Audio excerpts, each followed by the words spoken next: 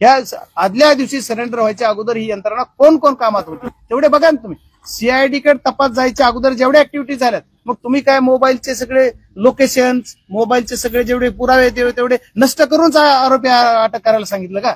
तर सेटलमेंट केली, आरोपी बरोबर सेटलमेंट करून सरेंडर झाला.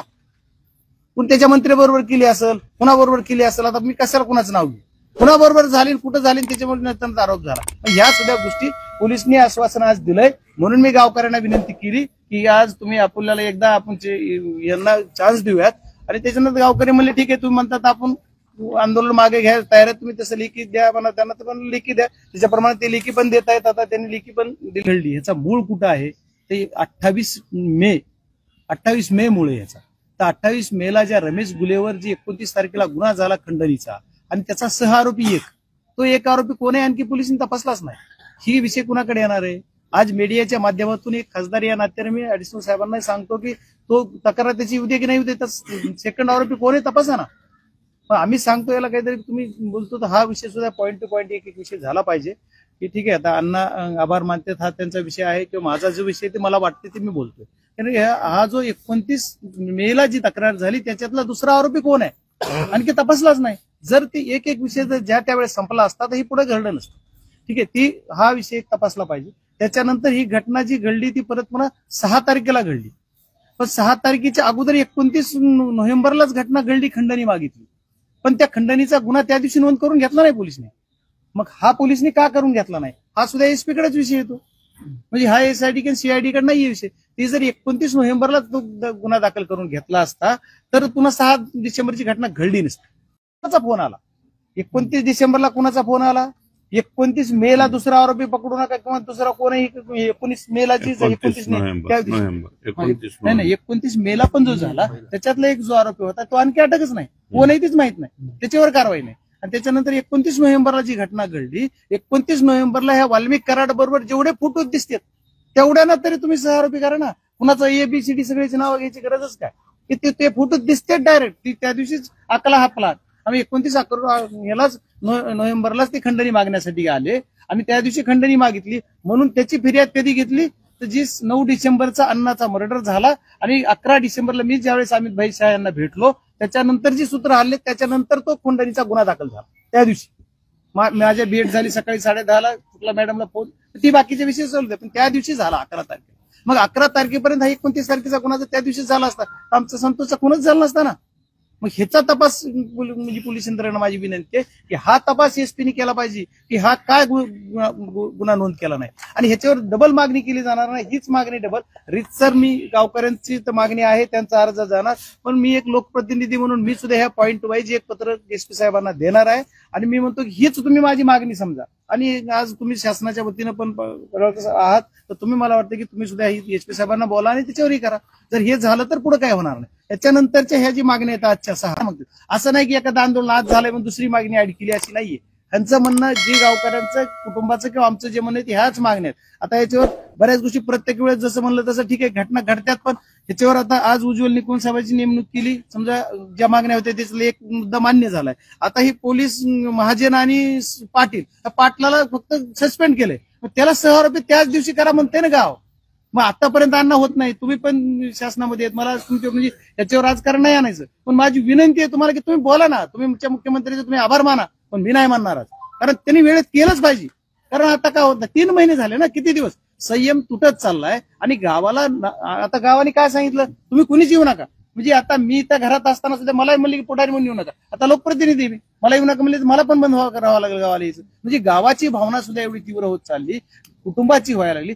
किती दिवस शांत पण आपल्याला करायचं तर आहे. आपण एवढे तुम्ही सगळेच जण ह्याच्यात ऍक्टिव्ह आहात, सर्व पक्षीय लोक आपण याच्यात झटतोय तुम्ही आणि सर्वांची भावना तुमच्यावरच आहे. मी खासदार जरी असलो तर तुमच्याकडून अपेक्षा आहे. तुम्ही सरकारमध्ये आहात. परत मी एका प्रोग्राम मध्ये सांगितलं मी मुख्यमंत्र्याचा लाडका आहे. मग मुख्यमंत्र्याच्या लाडक्या आमदारांनी माझी विनंती ही वेळेतच करा. आता पुढच्या वेळेस 10 तारखेच्या नंतर आम्हाला आंदोलन नको. म्हणजे माझी पर्सनली विनंती, तुम्ही तर तिथे ऍक्टिव्ह आहात पण खासदार म्हणून कुठे यावं लागत असलं तुम्हाला तरी मी तुमच्या सोबत येईल. पण हा विषय असा आहे की ह्या लढ्यामध्ये कुठला पक्ष नाही, राजकारण नाही, काय नाही. हा लढा आपला घरचा आहे. मी तर माझं कुटुंब म्हणून मी लढणार आहे, शेवटपर्यंत लढणार म्हणून सांगितलं. तुमची तीच भूमिका आहे. कारण तुमच्यावर कोणी जरी काय म्हणलं तर मी आताही मला मीडियाने तुम्ही याच्या अगोदर विचारलं, मी म्हणलं तो विषय संपलाय, त्याच्यावर काय बोलण्यात मतलब नाहीये. हा लढा लढतो, आम्ही सगळे करतो. तर या लढ्यामध्ये माझी अपेक्षा आहे की यांनी सुद्धा मुख्यमंत्री महोदयांना सांगून मुख्यमंत्री महोदयांनी वेळेत झाला पाहिजे. आणि आता तो वाशीचा किस्सा तर किती हास्यास्पद आहे. ते महाजन पीआयनी मला सांगितलेलं रेकॉर्ड आहे, त्याचं सीडीआर काढा. महाजनना मी म्हणलं तुम्ही कसं काय माणसं सुटले तुमची, नाही पुढे जंगलातून, मला स्वतःला बोलले. अरे कुठं जंगल आहे वाशीत? आणि व्हिडिओ कुठला येतोय? वाशी गावातला, चौकातला. आणि त्या चौकामध्ये तो पीआय बीआय सगळे एवढे सगळे असतात. या सगळ्या गोष्टी बेबनाव किती केला जातो. आणि माझं म्हणणं आहे की संतोष अण्णाला आमच्या ज्या 3 वाजता पकडलं आणि 6 वाजता मर्डर झाल्याची बातमी येते, 6 वाजून 5-10 मिनिटाला 3 तासात बातमी येते. ती बातमी पोलिसला कळते आणि पोलिसच डायरेक्ट बाटलाय. मग आमचे लोक एवढे हक्क गाव 1000 लोक फिरते, त्यांना माहित नाही. तुम्हाला पोलिसलाच कसं माहित झालं तिथं बॉडी? हा पण संशयास्पद नाहीये उपक्रम, ते पाटलालाच माहित आहे. मग त्याला इथून टाकळीला नेलं, टाकळीच्या शिवारात मारलं, तिथून कुठं दैठण्याला नेऊन टाकलं. हे सगळा प्रकार सुद्धा पाटील संशय. मग या पाटलाचे सीडीआर काढले पाहिजेत. आणि महाजनना सुद्धा माहित होतं. आणि धनंजयनी सुद्धा तो एक आरोपी जो होता त्याला सुद्धा 36 फोन केलेत. आणि ते काय नाही ना आता अण्णा 10 मिनिटात यायला, 5 मिनिटात यायला, आई फोन करतायत. म्हणजे एवढं किती वाईट आहे. 5 मिनिटात यायला ना आम्हाला डायरेक्ट बॉडीच झाली म्हणून कळतंय. आमचं शरीर राहिलं नाही, आता बॉडी झाली असं कळतंय. आणि ते 6:15ला कळलं जातंय, 3 तासात अवघ्या. आणि असं एवढं वाईट कृत्य करून मारलंय. आणि याच्यामध्ये फक्त एकच मागणी आहे गावकऱ्याची, त्या मागणीबरोबर आम्ही सोबतच आहोत. गावकऱ्यांनी किती जरी काय म्हणले तर मी शेवटच्या टोकापर्यंत, शेवटच्या क्षणापर्यंत मी गावासोबत राहणार आहे. तुम्ही मना करा, काय या म्हणा, नाही या म्हणा, तरी मी येणार आहे. मी तुमच्या सोबतच राहणार आहे. तुम्ही मला हाकलून लावलं तरी राहणार आहे. कारण हा माझा अधिकार आहे, माझ्या कुटुंब आहे. मी याच गटातून जिल्हा परिषदला आलोय. सगळ्या गोष्टीत मला खूप प्रेम केलं नाही गाव आहे. मला राजकारण न करता पण एवढं म्हणजे प्रेमातलं गाव आहे. त्याच्यामुळे मी तुमच्या सोबत राहणार आहे. आणि माझी शासनाला, मायबाप, मुख्यमंत्र्यांना पण मागणी आहे. आणि एसपी साहेबाला विशेष करून मागणी आहे. एसपी साहेब म्हणजे कर्तव्यदक्ष म्हणून आलेले, 2 महिने झाले त्यांना इथं येऊन, पण त्यांनी आणखी एकाही अधिकाऱ्याची बदली केली नाही. आणि एका दुसरं तरी इकडे बदला, रेग्युलर बदले. आणि त्यांचे मुलं बाळ बघता, सगळ्याचे आमचे मुलं बाळ मरायला लागले. आणि ह्यांचे मुलं बाळा कुठवर बघणार? एखाद्याला नाही उचलून टाकतं. इमर्जन्सीचे अधिकार आहे एसपीना. एखादा अधिकार तरी कुठला तरी बदला. असं म्हणजे आज जरी सध्या लोक जी काम करतायत त्यांचं कौतुक केलं जाईल. पण जी एसआयटी सीआयटी जो हा तपास आहे, यांना सुद्धा विनंती आहे की यांनी सुद्धा पारदर्शकपणा, या काही घटना, तर समजा अण्णा जसं म्हणले की आम्ही काही घटना नाही मिळेल समजा, नका सांगू. पण ज्या घटना जे काय केलंय तुम्ही मागं, जे करायचंय किंवा जी गोपनीयता भाग त्या एसआयटी सीआयडी नाही सांगावा. पण जी बोलता येते तेवढं आम्ही एवढं केलंय ते सांगितलं पाहिजे लोकांना. लोक समाधानी होईल, महाराष्ट्र समाधानी होईल, कुटुंबाला समाधान लाभ आहे. कुटुंबाला जरी विचारायला गेलं तर धनंजयला दाब दिला जातो तिथं. आणि त्या आरोपीचा काय, ते हलताच कशाला तिथं? तो आरोपी ज्यांना, जो माणूस दाब देतो सीआयडीच्या याच्या, डायरेक्ट तो आला कसा? मग आतापर्यंत त्याचं काय काहीच झालं नाही. त्याच्यावर साधा गुन्हा नाही, एनसी सुद्धा दाखल नाही. मग अण्णा कसं तुम्ही म्हणता? तुम्ही स्वतंत्र मोकोका लावा नाही 5-6 जणांवर. ज्या दिवशी 6 तारखेला मारलं त्या दिवशी सुद्धा बाहेर किती जण होते? 10 वेळेस म्हणलं बाईटला मी. 6 तारखेला जे आवाडा कंपनीच्या दारात काही लोक होते बाहेरून, आणि मध्ये भांडणं चालू होते. ते बाहेर कोण कोण होते त्याचा तपास सगळ्या पोलिसला माहित आहे. कारण पाटील त्यांच्यात होता. मग एवढं सगळं असताना पाटलाला सगळं माहित आहे. त्याच्यातले 2-4 अधिकारी बीड जिल्ह्यात असे आहेत की ह्या सगळ्यांना सगळं माहिती आहे. सगळ्याची सीडीआर काढली कळते. कारण आता हे वाल्मिक कराड ज्या दिवशी पळून गेले सरेंडर होण्यासाठी, त्या दिवशी जी गाडी वापरली ती गाडीचा मालक म्हणतो काहीतरी बनावटी. पिक्चरला जी स्टोरी दिली जाते ती तरी सुद्धा लाज येणारी असेल, किंवा एखादी वाटत नाही ही तरी जरा वेगळी, अशा पद्धतीची स्टोरी बनवून सांगितली जाते. आणि तो माणूस आमच्याकडे कुणी आला माणूस आता सुद्धा एका दिवस असेल काय चाललंय बघायला माहित नाही. तर आम्ही आलो, पवार साहेब मी त्यावेळेस होताच, अजितदादा आले त्यावेळेस होताच, परत आणखी जेवढे माणसं आले त्यावेळेस इथं होताच. आणि नेऊन सोडायला तीच होता. आणि ते म्हणतो माझ्या गाडीत आलीच नाही. म्हणजे अशा पद्धतीचं ते ह्याच्यावर सुद्धा पोलिसनी त्या लक्ष घातलं पाहिजे. पोलिसनी सुद्धा ह्या आदल्या दिवशी सरेंडर व्हायच्या अगोदर ही यंत्रणा कोण कोण कामात होती तेवढे बघा ना तुम्ही. सीआयडी कडे तपास जायच्या अगोदर जेवढ्या ऍक्टिव्हिटीज झाल्यात, मग तुम्ही काय मोबाईलचे सगळे लोकेशन, मोबाईलचे सगळे जेवढे पुरावे तेवढे नष्ट करूनच आरोपी अटक करायला सांगितलं का? सेटलमेंट केली, आरोपी बरोबर सेटलमेंट करून सरेंडर झाला. पण त्याच्या मंत्र्याबरोबर केली असेल, कुणाबरोबर केली असेल, आता मी कशाला कुणाचं नाव घेऊ, कुणाबरोबर झाली कुठं झाली त्याच्यामुळे आरोप झाला. ह्या सुद्धा गोष्टी पोलिसनी आश्वासन आज दिलंय. म्हणून मी गावकऱ्यांना विनंती केली की आज तुम्ही आपल्याला एकदा आपण यांना चान्स देऊयात. आणि त्याच्यानंतर गावकरी म्हणले ठीक आहे तुम्ही म्हणतात आपण आंदोलन मागे घ्या तयार आहे तुम्ही, तसं लेखी द्या म्हणा त्यांना, तर पण लेखी द्या. त्याच्याप्रमाणे ते लेखी पण देत आहेत. आता त्यांनी लेखी पण दिले आपल्याला.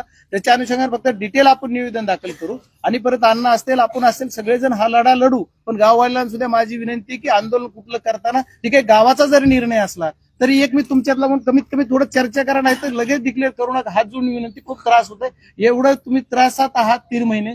आम्ही काय नाही, आम्ही जब इकडे दिल्लीला गेलो, मुंबईला गेलो, आज इकडे गेलो, तिथं आमचा टाइम जातोय. पण त्या आईचा टाइम कसा जायचा, लेकराचा टाइम कसा जायचा, ह्यांचा टाइम कसा, खूप मोठं सहन करणं एवढं शक्य नाहीये. त्याच्यासाठी थोडा एखादा निर्णय घेताना थोडा म्हणजे आपण काळजीपूर्वक घ्यावा अशी माझी सर्व गावकऱ्यांना विनंती आहे. आणि तुम्ही आज ही आमच्या सर्वांच्या विनंतीचा मान देऊन उपोषण मागे घेतात त्याबद्दल तुमचे सर्वांचे आभार मानणार आहे. आणि अण्णा तुम्हाला सुद्धा तुमचे आभार मानणार आहे की तुम्ही आज उज्ज्वल निकमुख साहेबांची जी मागणी कुटुंबाची होती ती मान्य करण्यासाठी प्रयत्न केले. पण याच्या पुढच्या काळात बी ह्या ज्या मागण्या आहेत आज मी दिलेल्या सुद्धा आणि कुटुंबाने दिल्या ह्या 8 दिवसातच करा. आपण इथं सांगताना 10 तारीख म्हणतोय तुम्हाला, पण मला वाटतं 5 तारखेपर्यंत करा ना. किती वेळ लागतोय करायचं म्हणलं. तुम्ही एसपींना बोला, मी तर बोलतोय. आणि आता पोलीस यंत्रणेवर आज काय बोलणार नाही, नंतर बोलेल मी, कारण बोलायचंच आहे मला. आजचा विषय खूप वेगळा आहे, पण ठीक आहे. बाप्पा, थोड्या वेळापूर्वी तुम्ही माध्यमांशी संवाद साधताना सांगितलं की तुम्हाला एक फोन कॉल आला आणि त्या फोन कॉल मधून कृष्णा आंधळे जो फरार आहे तो संभाजीनगरमध्ये असल्याचं सांगण्यात आलं आणि त्याची माहिती तुम्ही पोलीस अधीक्षकांना दिली. त्यावर पोलीस अधीक्षकांनी काही नाही त्याच्यावर नाही मला पोलीस अधिकारी त्याच्यावर आज आतापर्यंत अद्याप तरी मला आणखी रिप्लाय दिला नाही. माझ्याकडे जो यांच्याकडे आली माहिती, बापूराव काय नाव आहे त्याचं, बारगजे, त्याचा मला बी फोन आला. तेव्हा मला म्हणला कृष्णा आंधळे इथे मला कॅब मध्ये बसवायचंय, पैसे टाका. मी त्याला 5,000 रुपये टाकले बी. मला त्यांनी 4.5 तास नगरला उभा केला बारगजेनी. मी तिथं उभा राहिलो. असे काही लोक आहेत. नंतर एसपी ला मी फोन केला तेव्हा मला येतो मेरा और तुम्हारा सेमच आ रहा एसपी म्हणतो.